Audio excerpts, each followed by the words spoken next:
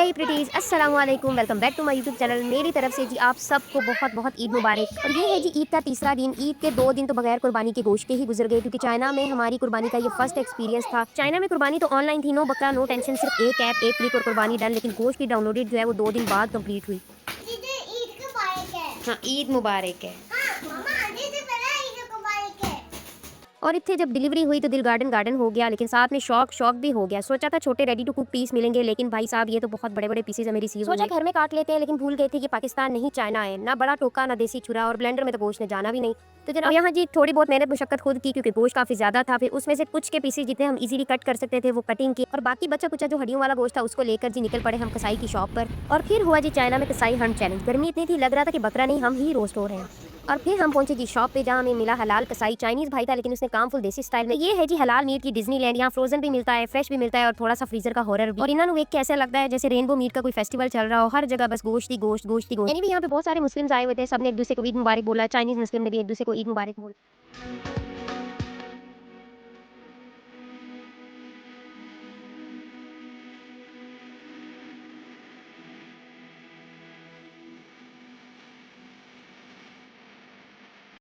और यहाँ मिले जी हमारी इस शॉप की स्वीट सी आंटी से, जो जब भी आते हैं तो हमारे लिए हमेशा ये फ्रूट कट करके रखती है। तो जनाब जब तक बाहर बकरा अपने कटिंग मूड में है तब तक हम यहाँ पे फ्रूट्स एंजॉय करते हैं। परदेश में ईद भी कितनी अजीब सी है ना, ना कोई तकबीर की आवाज़ हो, कोई अम्मा की आवाज़ के उठ जाओ बेटा नाश्ता कर लो। बस अलार्म बजा और यहाँ से उठे और सुबह ईद की तैयारी स्टार्ट की।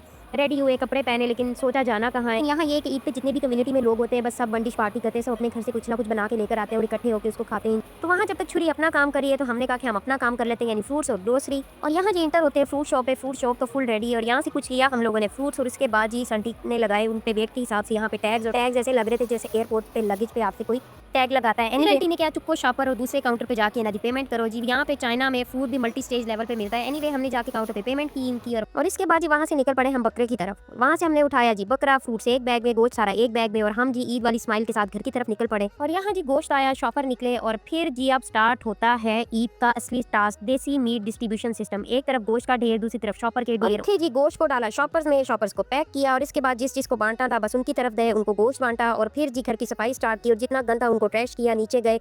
और यहाँ जी गोश्त का ऑपरेशन कंप्लीट हो गया, और हम जी फारिग हो गए इमोशनली भी और फिजिकली भी। और इसके बाद जी मूड था बारबेक्यू का, और मेरे हस्बैंड बन गए जी यहाँ पे मास्टर शेफ। उन्होंने की टिक्कों की तैयारी, मैरिनेशन भी उन्होंने की, तैयारी भी उन्होंने की।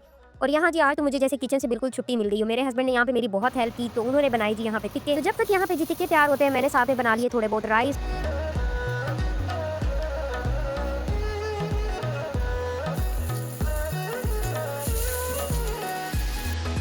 और साथ में मैंने कॉर्न बॉईल की, और साथ में मैंने बनाई टमाटर की स्पाइसी सी चटनी, और एंजॉय किया जी हम लोगों ने यहाँ पे स्पाइसी बारबेक्यू को।